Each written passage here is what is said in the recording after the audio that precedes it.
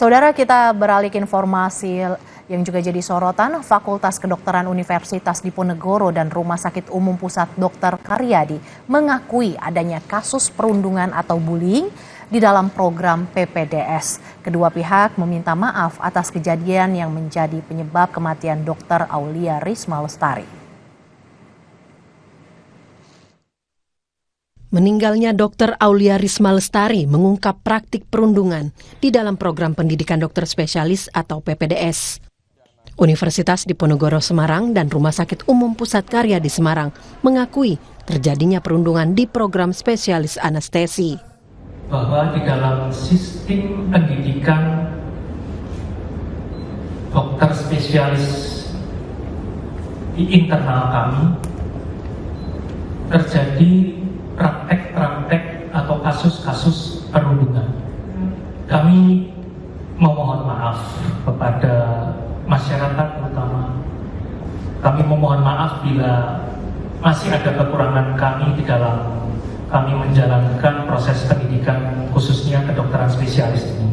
Kami sebagai wahana rumah sakit pendidikan tidak lepas dari kekurangan dan kealahan ketika terjadi perundungan. Kami mengatakan bahwa turut bertanggung jawab di dalam proses pendidikan dokter spesialis tersebut. Kita sebagai wahana rumah sakit pendidikan turut bersimpati dan juga mohon maaf. Pengakuan dan permintaan maaf ke masyarakat ini kontras dengan sikap universitas dan rumah sakit yang sejak Agustus berkali-kali membantah ada perundungan dan pemerasan dalam sistem pendidikan profesi kedokteran. Dari hasil investigasi internal kami bahwa itu tidak benar, ya, jadi bukan dari perundungan. Menyatakan, membuat statement bahwa tidak ada perundungan yang terjadi pada almarhumah. Setelah tahun berikutnya dia mendapatkan uang yang dia tabung itu kan. Kalau 30 juta itu per orang atau satu angkatan? Satu angkatan. Oh, berarti bukan 30 juta itu orang. Enggak. Bukan. Hanya Menteri Kesehatan Budi Gunadi Sadikin yang mengakui adanya perundungan dan dugaan pemerasan yang berujung meninggalnya sang dokter. Bullying PPDS itu nomor 1 PPDS-nya dimintain pelecehan. Kasus meninggalnya Dr. Aulia kini ditangani polisi. Sang dokter muda, Aulia Risma Lestari, ditemukan meninggal dunia di kamar indekosnya di Semarang, Jawa Tengah pada 12 Agustus 2024. Aulia diduga mengakhiri hidupnya karena mendapat perundungan selama pendidikan kedokteran Universitas Diponegoro yang dilakukan di Rumah Sakit Dr. Karyadi Semarang.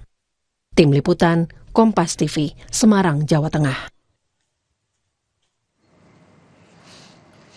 Ada rekan kami Jinawi Rana di Semarang, Jawa Tengah untuk laporan lebih lengkapnya. Rana, selamat siang. Apakah ada penjelasan mengapa setelah sebulan pihak Undip dan rumah sakit baru mengakui adanya perundungan dan pemerasan di PPDS? Rana. Ya baik saudara, memang setelah sebulan adanya meninggalnya kasus Dr. Aulia yang dimahasiswi PPDS Undip di Karyadi ini, memang ada tekanan dari berbagai pihak, yakni dari laporan-laporan yang sudah dilakukan kepada Polda Jawa Tengah juga minggu kemarin, ibunda dari Dr. Aulia sendiri, dari almarhum dan juga keluarganya mendesak Polda Jawa Tengah untuk melakukan penyelidikan terhadap kasus ini.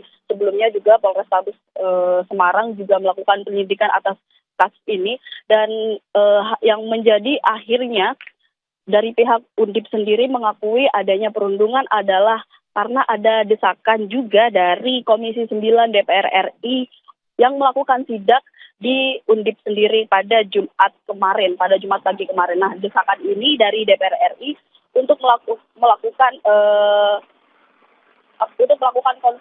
konferensi pers seperti itu dan melakukan penyelidikan secara mendadak di lingkungan Universitas Diponegoro. Nah, sidak tersebut memang dilakukan dari atau maksud kami sidak tersebut dilakukan oleh Komisi 9 DPR RI untuk mendesak dari pihak Universitas Diponegoro sendiri dan juga dari RSUP Karyadi untuk bisa transparan dan juga kooperatif akan adanya kasus yang cukup serius ini. Nah, dari konferensi pers yang dilakukan setelah adanya sidak pada hari Jumat pagi kemarin itu menghasilkan pernyataan atau pengakuan dari pihak Universitas Diponegoro sendiri bahwa memang ada kasus perundungan di lingkungan PPDS Universitas Diponegoro, khususnya di spesialis anestesi seperti itu. Nah,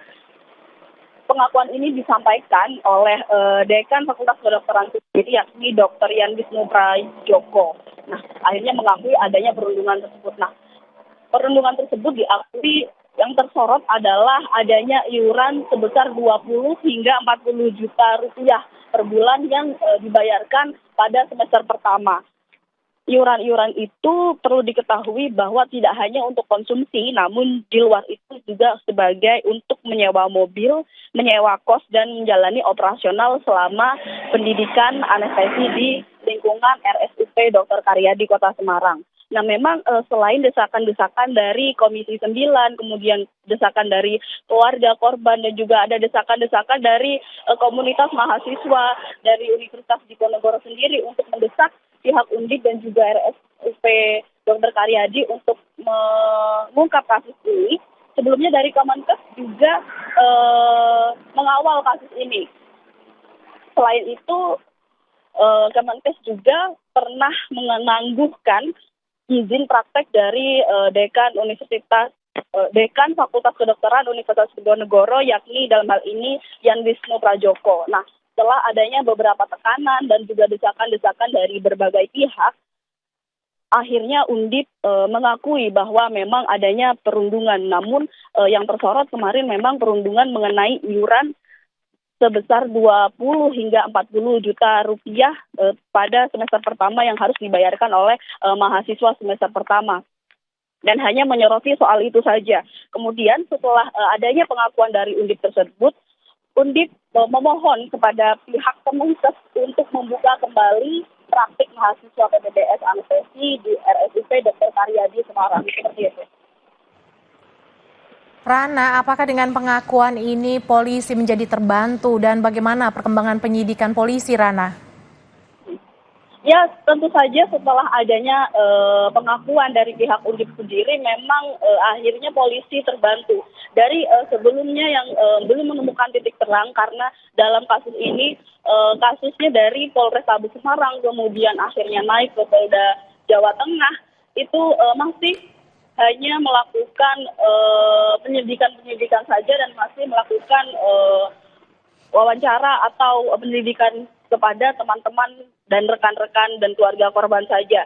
Dari 11 orang saksi kemudian naik menjadi 17 saksi sampai akhirnya ketika pihak Undip mengakui adanya kasus perundungan tersebut, saat ini sudah ada setidaknya 29 saksi yang diperiksa oleh Polda Jawa Tengah. Namun memang akhirnya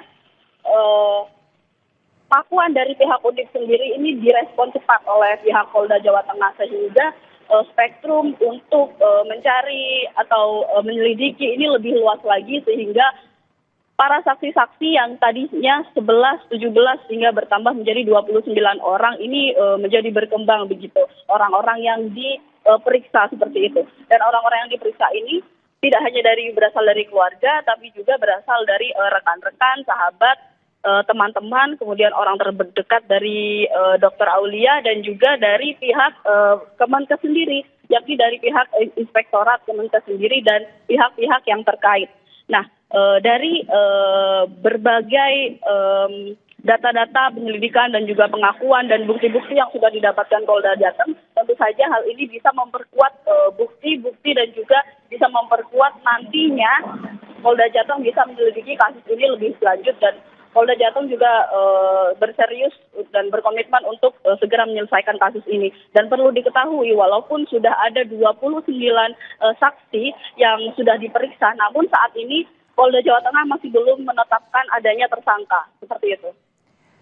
Hingga kini polisi masih terus mengusut kematian dokter akibat perundungan. Terima kasih jurnalis Kompas TV, Gina Wirana yang melaporkan langsung dari Semarang, Jawa Tengah. Saudara, usai jeda Kompas yang masih akan kembali dengan informasi. Polisi memburu pelaku pembunuhan remaja perempuan penjual gorengan di Padang, Sumatera Barat. Untuk mempersempit gerak pelaku, polisi membentuk tim khusus. Sesaat lagi Kompas yang akan kembali dengan informasi ini.